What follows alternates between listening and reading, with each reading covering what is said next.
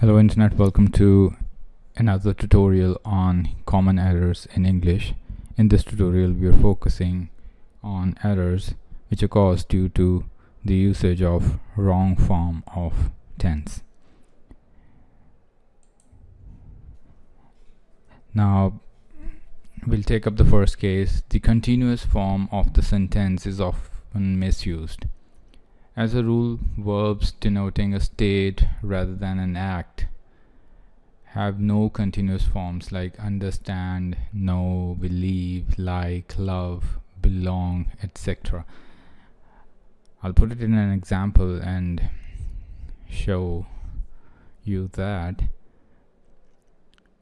I'm understanding the lesson now becomes a wrong sentence. Instead, say, I understand the lesson now. Now, this verb denotes a state. The next rule is using the present continuous for a habitual action instead of the simple present. Use the present continuous to express a habitual action with the word always or with a verb denoting a continuous state. An example to that would be, do not say every morning I'm going for a walk.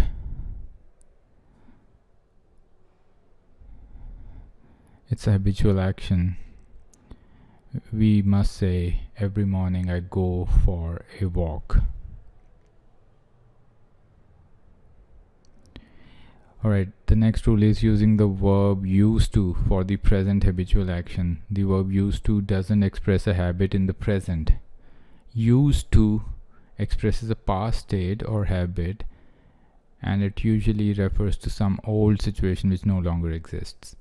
So used to is nothing. Don't say I used to get up at 6 every morning. It is irrationally incorrect. Instead say I get up at 6 every morning.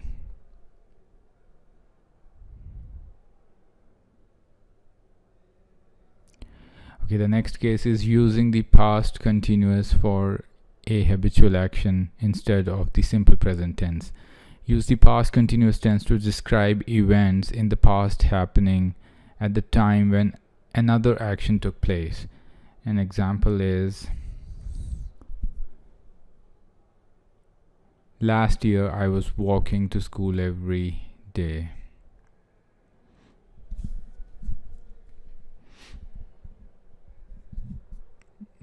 The correct version is last year I walked to school every day. I'm using the past continuous tense. The next is using the past tense instead of the past perfect. Use the past perfect when the time of one past action is more past than that of another. Put the action which was completed first in the past perfect and the second action in the past tense. The train already left before I arrived is an example of a wrong sentence. Instead say the train had already left before I arrived. These rules are very, very important. You can pause the video and note them down and you revise them again and again, go through them, read them twice, thrice, as you wish.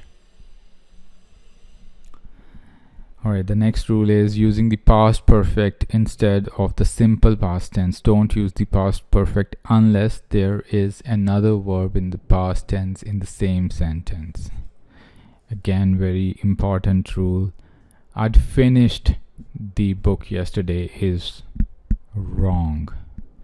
And say I finished the book yesterday.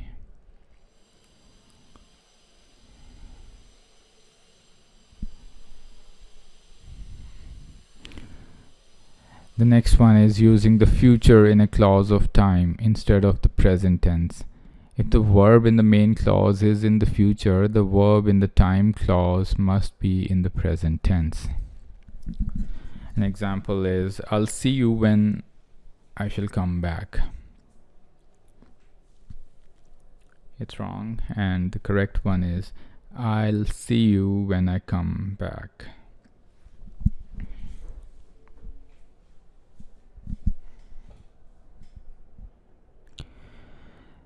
The next one is using the future in the if clause instead of the present tense. Use the present tense in a future conditional in the if clause and the future tense in the main clause.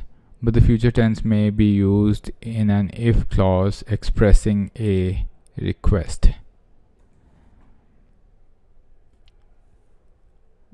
Don't say if he'll ask me, I'll stay.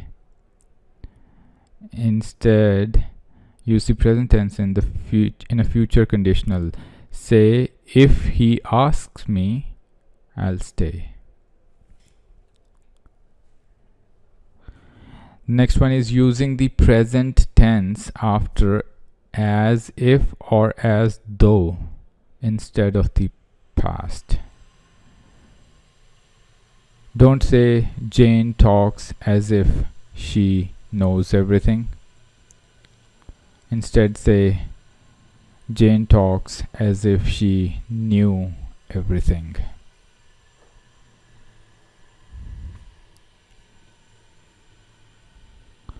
The next one is using the past conditional of wish instead of the present indicative. An example to that would be, don't say I would wish to know more English. Instead say I wish I knew more English, or I wish that I knew more English. And that was it for today's tutorial. I hope you liked all the cases that we took up, and I hope to see you next time around. Take care. Bye bye.